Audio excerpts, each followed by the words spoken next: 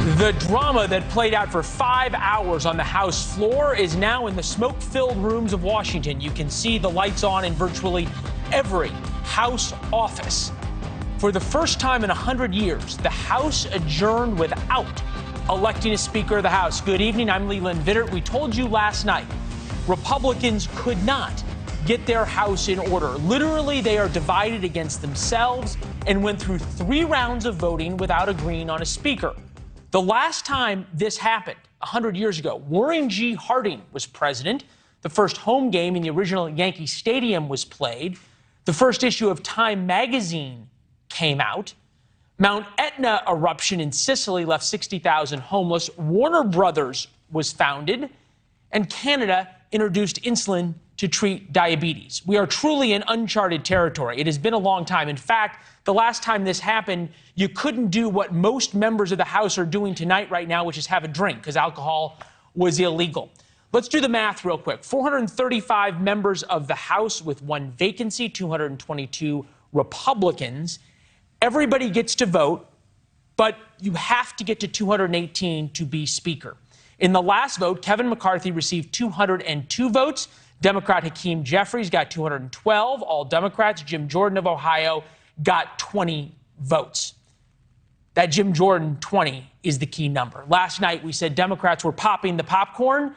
Today, they actually brought popcorn to the House floor as Republicans fought amongst themselves. Kevin McCarthy remains undeterred, but without a clear path to victory. He tried and failed to become Speaker 7 years ago. Hardline conservatives blocked him then. This time, 5 Republicans led a Never Kevin movement.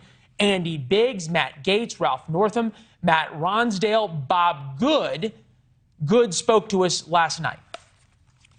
Republicans outside of our group are recognized he doesn't have the votes. They'll tell you privately they know he's a weak leader. He's not trustworthy. He doesn't have the fight. He doesn't have any core convictions. If he worked half as hard to advance Republican conservative principles over the 12 years he's been in leadership, he wouldn't be in this situation. All right, Congressman Good of Virginia is back with us now. Nice to see you, sir. We appreciate it. You said a growing number of Republicans, and since we talked last night, that has proved prophetic. Now an additional 15 on this. What's your plan? Well, we were going to believe we were going to add more Republican members voting against Kevin McCarthy, voting for Jim Jordan on the 4th ballot if we had not adjourned. I think leadership suspected the same thing, and that's why they made a motion to adjourn until 12 o'clock tomorrow, because we were going to get more votes against Kevin McCarthy and in favor of Jim Jordan. And it's going to become increasingly clear that Kevin McCarthy doesn't have the votes to get to 218. He's not the right person to lead us in the new Congress. He's not the right person to fight against the radical Democrat agenda. You know, the next thing, Leland, on the horizon for us, because we gave up all of our spending leverage with this omnibus $1.7 trillion spending bill that McConnell and the Republicans, primarily in the Senate, but some in the House also passed. We don't have spending leverage until the debt ceiling situation comes up probably mid-year, and we better have a speaker who will have true courage and be willing to fight. You think this could go on until mid-year? I'm sorry? You think this could go on until mid-year? No, what I'm saying is Okay. Leland, what I'm saying is we shouldn't be in a hurry to make this decision. If it takes a few days or even a couple of weeks, it's too important to save the country. The republic is teetering here on the brink with the border crisis, the energy crisis, the spending crisis, the weakening of our military, the wokeification of our military, the compromise of our education system. So we shouldn't be in a hurry to make a bad decision on a speaker on some artificial timeline, because there's not a lot meaningful we can do as a Republican majority in one house of government until we have the debt ceiling limit, where we can use the leverage we'll have then to force cuts in spending and to force this administration to secure our border in return for getting our votes. So you're not worried about the optics here of Republicans fighting amongst themselves and the media egging everybody on to do it and enjoying this moment as a way to embarrass Republicans? Well, Well, you know, it may be a little uncomfortable for folks to go through this process, but you know what? The congressional patient is sick.